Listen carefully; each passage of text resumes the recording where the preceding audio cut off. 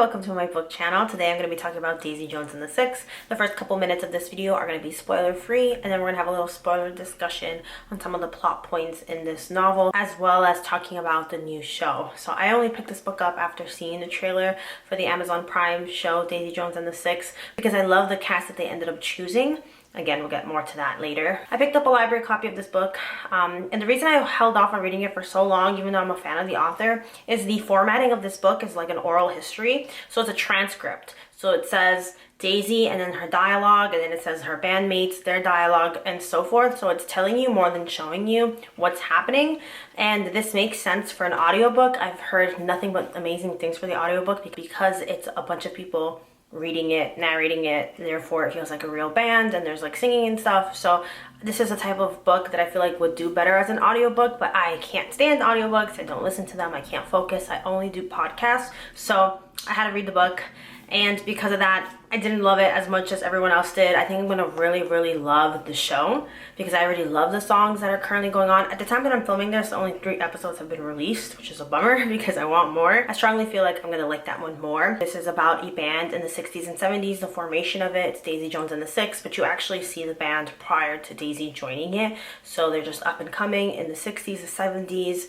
You know, sex, love, and drugs. So it's very captivating, and I know the author based it heavily on Stevie Nicks and Fleetwood Mac and all that stuff, which I love that band. So that's why I was kind of drawn to this time period, the aspects of it, of just singing and touring and going state to state and building up an audience and a fan base. I think those elements are really fun, but it's the delivery of it that to me just wasn't. I knew from the beginning it wasn't gonna sit well with me. I think it's fine. I think there are funny moments. The premise of the book is the oral history from one of the most successful, influential bands, and then they break up. What's going on? Why did it happen? And stuff. I was talking and I see a stray cat cross the street, and I think that's the stray cat that's usually at my house. So now I'm like, aha. Now I know where you go during the day when you disappear on me. I really like the character Daisy Jones. I have a love-hate with Billy. I like the actor that he's played by on the show, but I don't know, like I just wasn't super into it. Like it was funny, it was cool, but this would have, I feel like, been so much better if it was written like third person, first person, anything other than this transcript oral history type of narrative. I also think Billy is not a likable character, but I think that's the point. He's super talented, super charismatic on the stage, but you know, when it comes to dynamics with his friends and his brother, I feel like sometimes he's so caught up in his own stuff that he's not paying attention to the people around him. And also there's a lot of groupies with this lifestyle, so it's interesting to me. We're going to talk about this more in the spoilers, but you know, there's groupies involved, so you know that there's some level of cheating. It says it in the blurb, but also if you watch the trailer you see it as well, where it's just kind of like the trailer leads you to believe that there's something going on between Billy and Daisy. Like they just have this inevitable chemistry, but they bump heads a lot because Daisy is a very strong, independent songwriter, and Billy is like the creator of this band, and he's the front guy, and he's kind of the leader of the group. I like the book. I would give it 3.5 stars if I'm ranking it on a star basis, which I never do, but I think I should really probably incorporate that into my book reviews. Enjoyable, fun. I'm still a fan of the author. I feel like it's a little boring. I'm not super interested in them creating songs, especially when like you can't hear it. So when I read a lyric, I'm not thinking much of it. It's really hard for me to like, you know, connect with it and be like, oh yeah. I mean, I could say like that's a beautiful line, but I much prefer to hear it. Then I would connect with it more. So, but again, that's just me.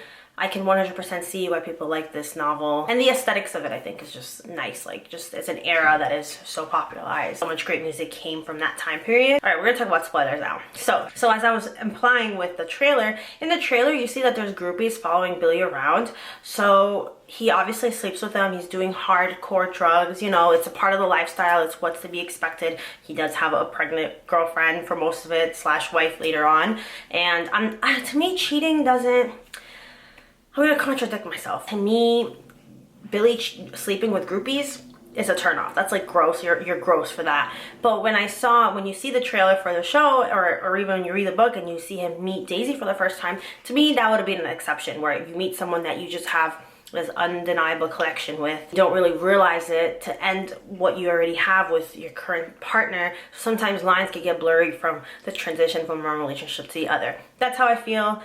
Not everyone feels that way. I know there's some people who don't want to read this book or watch the show simply because they know there's cheating involved, but I was surprised, and here's the spoiler, when they don't even hook up. Like they don't even get together. So we see Billy cheating on his girlfriend that he loves so dearly and has a child with groupies, but you don't even see him end up being with Daisy. Like, they have this chemistry, they're falling for each other, but it doesn't end up happening. Camille, the wife, or Camila, whatever, she goes up to her and they have a heart-to-heart, and that was a nice scene. It was towards the end, so it feels like it's all building up to a climax that for me kind of fell short, because you're wondering, why did they split up? That's the whole premise of the book, is the oral history from one of the most successful, influential bands, and then they break up. What's going on?